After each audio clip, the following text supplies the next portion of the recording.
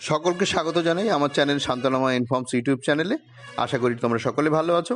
আজ আবার translation for beginners এবং লার্নার্সের উপরে আবার ভিডিও নিয়ে আসতে চলেছি। এর আগেও এই ভিডিও অনেক আপলোডেড হয়েছে এই চ্যানেলে, শান্তনামা ইনফর্মস ইউটিউব চ্যানেলে ট্রান্সলেশন ট্রান্সলেশন যে প্লেলিস্ট আছে সেখানে এই ভিডিওগুলো তোমরা তো পেয়ে যাবেই। সেই সঙ্গে দেখো এর নিচে যে ডেসক্রিপশন বক্সটা আছে সেটা যদি তোমরা ভিজিট করো সেখানেও এই ভিডিওগুলোর লিঙ্ক তোমরা পাবে। এছাড়াও দেখো এখানে একটা আই বাটন আসছে, সেখানেও এর আগের ভিডিওর লিঙ্কগুলো তোমরা পেয়ে যাবে। এছাড়াও অন্য ভিডিওর লিঙ্ক পেয়ে যাবে যেগুলো তোমরা ভিডিওটা দেখবার পরে নিচ থেকে দেখে নিতে পারো। নেক্সট, দেরি না করে শুরু করি। তোমাদেরই অনুরোধে একদম বিগিনিং থেকে অর্থাৎ বিগিনার্সদের জন্য থেকে অ্যাডভান্স লেভেলের দিকে নিয়ে যাওয়ার চেষ্টা করছি। হ্যাঁ, কখনো কখনো একটু কঠিন মনে হতে পারে দু একটা জায়গা, কিন্তু আমি চেষ্টা করব সেগুলোকে সরল সহজভাবে ব্যাখ্যা করার, এবং আস্তে আস্তে আমরা অ্যাডভান্স লেভেলের দিকে এগোবো। তোমাদের কাছে রিকোয়েস্ট, তোমরা এই প্রত্যেক ভিডিওটা সম্পূর্ণটা একটু দেখবে এখানে অনেক কনফিউশন কিন্তু দূর হয়ে যাবে, অনেক ভুল এরর আমাদের কিন্তু ঠিক হয়ে যাবে। তো এসো আজ আমরা ম্যাটেরিয়াল নাউন নিয়ে কিছু আলোচনা করি। এর আগে কিন্তু এই ভিডিওগুলো আমরা আপলোড করেছিলাম। আমি চিনি দিয়ে রুটি খাই, ঠিক আছে, আমি চা খাই না, সোনা বলো রূপো বলো আমার কিছুই চাই না, সেগুলো কিন্তু আগের ভিডিওয়ে রয়েছে, সেগুলো তোমরা দেখে নিও ডেসক্রিপশন বক্স থেকে। আজ যে সেন্টেন্সগুলো নিয়ে আসছি সেটা হচ্ছে ম্যাটেরিয়াল নাউনের ব্যবহার এবং তা নিয়ে কীভাবে বাক্য রচনা করা যায় সেইটা। দেখো কি বলছে, sometimes material nouns take articles before them. Material noun কোনো কোনো ক্ষেত্রে আর্টিকেল তাদের আগে নেয় বা তাদের আগে বসে আর্টিকেল। সেটা কীরকম দেখো, এই কুয়োর জল বিশুদ্ধ। আচ্ছা, জল হচ্ছে ম্যাটেরিয়াল নাউন। এখন এই কুয়োর জল, মানে কুয়ো তো অনেক আছে, লাখো লাখো কুয়ো আছে, হাজার হাজার কুয়ো আছে, কিন্তু কুয়ো নির্দিষ্ট হয়েছে, এই কুয়ো এই নির্দিষ্ট হয়েছে বলেই কিন্তু এই জলটাও নির্দিষ্ট হয়েছে, ঠিক আছে। তাহলে the water of this well, water of this ওয়েলের চেয়ে ভালো ব্যবহার হবে the water of this well. Actually water of this well যদি তুমি করো তাহলে কিন্তু সেন্টেন্সটা এরর হয়, তার কারণ এখানে জল কিন্তু নির্দিষ্ট হয়েছে, কারণ কুয়ো আমরা বলে দিচ্ছি, এই কুয়ো, এই নির্দিষ্ট একটা কুয়ো, এনি ওয়েল এরকম কিন্তু বলা হচ্ছে না। তাহলে the water of this well মানে এই কুয়োর জল বিশুদ্ধ। দেখো এখানেও কিন্তু কোনো ক্রিয়াপদ নেই, কিন্তু ক্রিয়াপদ আমাদের আনতে হবে ইজ, ঠিক আছে। তাহলে the water of this well, এই কুয়োর জল ইজ হয় পিওর। পিওর মানে হচ্ছে বিশুদ্ধ বা শুদ্ধ। এটা কিন্তু প্রেজেন্ট ইনডেফিনিট টেন্সে রয়েছে। টেন্স সম্পর্কেও কোনো কনফিউশন থাকলে ডেসক্রিপশন বক্সে টেন্সের লিঙ্ক দেওয়া থাকবে, দেখে নিও। বা এই ভিডিওগুলো যে প্লেলিস্টে আপলোড হচ্ছে ওই প্লেলিস্টেই টেন্সও রয়েছে। নেক্সট, কোনো জায়গা থেকে দুর্গন্ধ আসছে। হঠাৎ কোনো একটা জায়গায় আমরা রয়েছি, দুর্গন্ধ নাকে ভেসে আসছে, তাহলে আমরা বলি না, আমরা কিন্তু জানি না কোন জায়গা থেকে আসছে, নির্দিষ্ট করে কোন জায়গা থেকে আসছে তা কিন্তু জানি না, কিন্তু আমরা কিন্তু এরকম বলি কোনো একটা জায়গা থেকে একটা দুর্গন্ধ আসছে, ভেসে আসছে। ঠিক সেইটা বলছে, কোনো জায়গা থেকে দুর্গন্ধ আসছে, অর্থাৎ আমরা কিন্তু জানি না কোন জায়গা থেকে আসছে। আমরা দুর্গন্ধ আমরা ঘ্রাণেন্দ্রিয়র দ্বারা অনুভূত হয়েছে আমাদের, বা বুঝতে পেরেছি, আমরা নাক দিয়ে গন্ধ শুকেছি যে দুর্গন্ধ, সেটাই আমরা বাক্যে প্রকাশ করব। দেখো কি বলছে, এ ফাউল স্মেল। এই স্মেলটা নিয়ে বিতর্ক আছে, কোথাও এটাকে ম্যাটেরিয়াল নাউন, কোথাও অ্যাবস্ট্রাক্ট নাউন, যাই হোক ওটা আলাদা বিষয়, ওটা পরে দেখা যাবে। এখানে আমরা স্মেলটাকে ম্যাটেরিয়াল নাউন ধরে এগোবো। এ ফাউল স্মেল, অনেক ক্ষেত্রে বলা হয় যে কোনো বস্তু থেকে কোনো ম্যাটেরিয়াল থেকে এই গন্ধ আসে, স্মেল আসে, তাই এটাকে অনেক সময় ম্যাটেরিয়াল নাউন হিসেবে গণ্য করা হয়, ঠিক আছে। তাহলে এ ফাউল স্মেল একটা দুর্গন্ধ, ইজ কামিং আসছে, প্রেজেন্ট কন্টিনিউয়াস টেন্স বা প্রেজেন্ট প্রোগ্রেসিভ টেন্সে রয়েছে, ইজ কামিং আসছে, ফ্রম থেকে, সাম হোয়ার কোনো জায়গা থেকে। এই যে বলছে কোনো জায়গা থেকে, সাম হোয়ার কোন জায়গা থেকে আসছে নির্দিষ্ট করে আমি কিন্তু জানি না, ঠিক আছে, বা যে বলছে যে বক্তা সেও জানে না কোন জায়গা থেকে আসছে, কিন্তু নাকে গন্ধে আমরা বুঝতে পারছি যে দুর্গন্ধ আসছে, সেটাই বলা হচ্ছে কোনো একটা জায়গা থেকে দুর্গন্ধ আসছে, সেটাই বলা হচ্ছে কোনো একটা জায়গা বা কোন জায়গা থেকে, কোনো জায়গা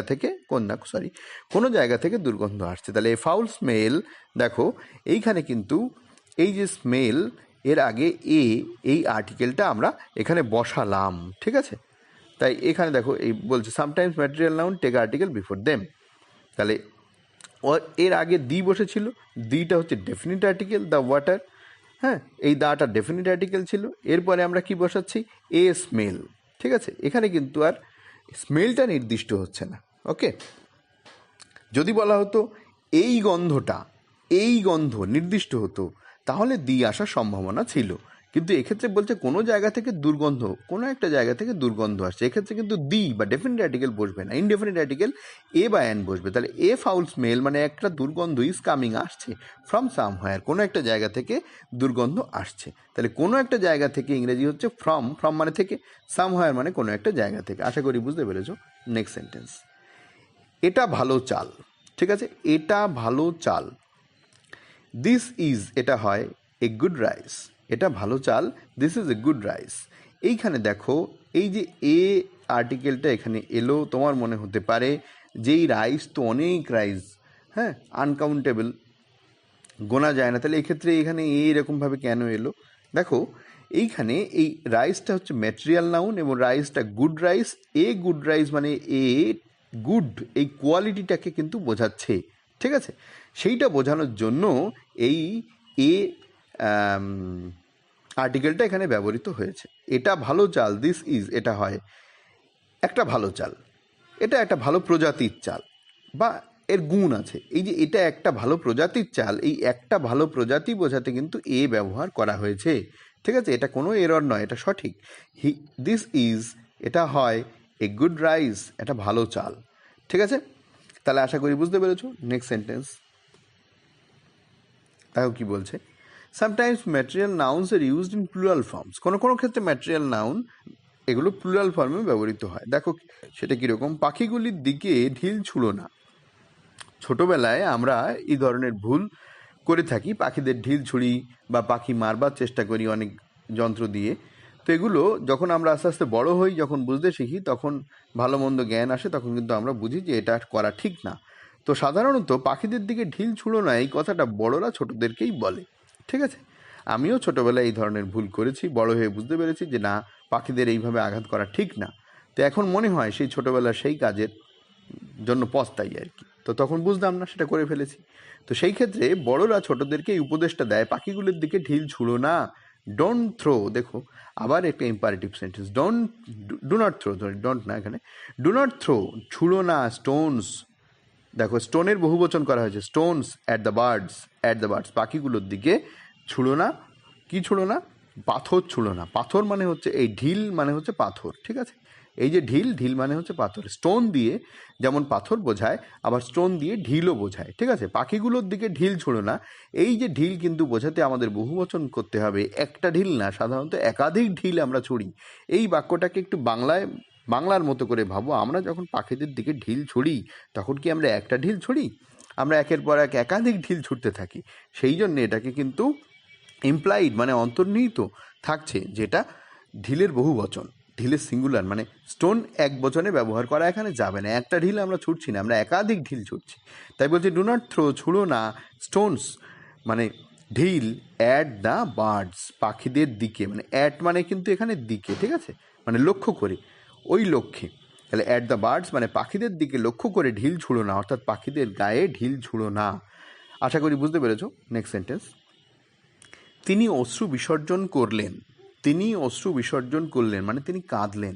দেখো এই যে অশ্রু বিসর্জন করা, এর একটা ইংরেজি আছে শেড হচ্ছে, ওকে, এবং এটা পাস্ট টেন্সে রয়েছে। তাহলে হি শেড, দেখো এর সাথে কিন্তু কোনো এস ব্যবহৃত হয়নি।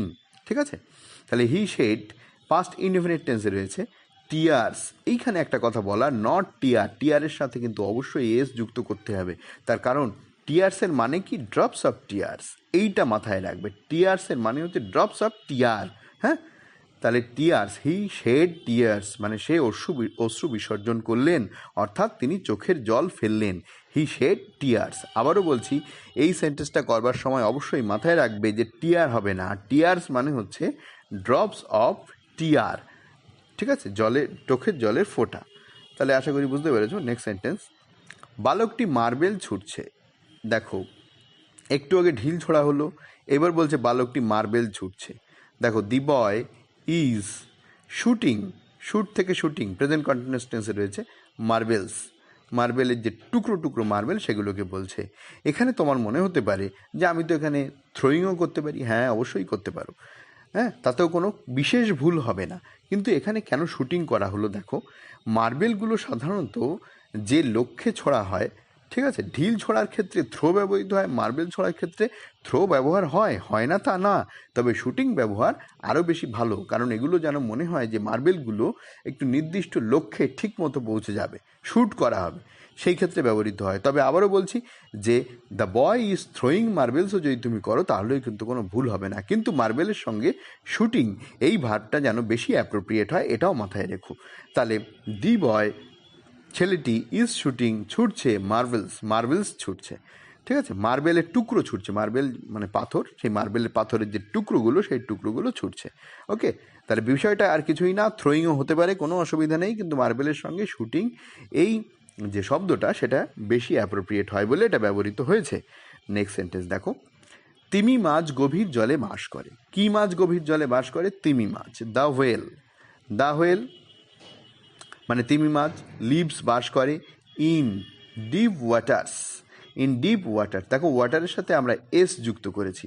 আচ্ছা, আগের সেন্টেন্সে দেখো মার্বেল, এখানেও কিন্তু এই যে বলছে বালকটি মার্বেল ছুটছে, দি বয় ইজ শুটিং মার্বেলস, এই মার্বেলের সাথে এস যুক্ত হয়েছে। মার্বেল কিন্তু একটা টুকরো মার্বেল ছুটছে তা না, এটাও কিন্তু ধরে নেওয়া হচ্ছে বা এর মধ্যে অন্তর্নিহিত রয়েছে যে একাধিক মার্বেলের টুকরো সে ছুটছে। ঠিক আছে, এটাও কিন্তু ধরে নেওয়া হচ্ছে একাধিক মার্বেলের টুকরো ছুটছে, তাই এখানে মার্বেলস ব্যবহৃত হয়েছে। নেক্সট দেখো, তিমি মাছ গভীর জলে বাস করে। দেখো ওয়াটার্স ব্যবহার করা হয়েছে। কেন ওয়াটার্স ব্যবহার করা হলো? দেখো ওয়াটার্স মানেটা কি সেটা আমি লিখে দিয়েছি, মাসেস অফ ওয়াটার। দেখো তিমি মাছ নিশ্চয়ই কোনো খালে, নদীতে বাস করে না, গভীর সমুদ্রের জলে বাস করে, এবং সেই জল ও রাশি কিন্তু অসামান্য।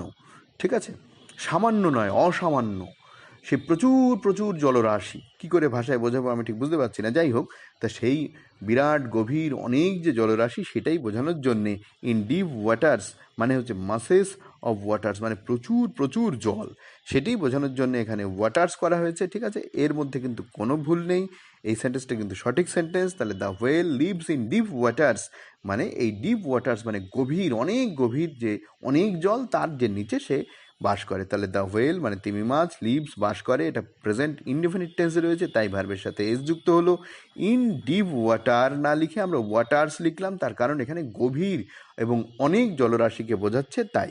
ঠিক আছে, তো আজকের ভিডিওটা এই পর্যন্তই। আশা করি তোমরা কিছু শিখতে পেরেছো, বুঝতে পেরেছো। অবশ্যই কনফিউশন থাকলে কমেন্ট বক্সে কমেন্ট করে জানাবে।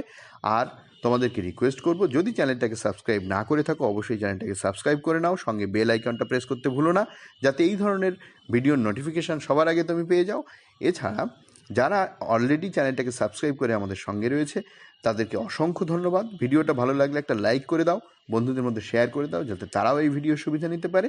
আর এন্ড স্ক্রিনে আসা ভিডিওগুলো অবশ্যই তোমরা দেখো, রিকোয়েস্ট রইল। আবার দেখা হবে পরের ভিডিওয়ে, ভালো থেকো।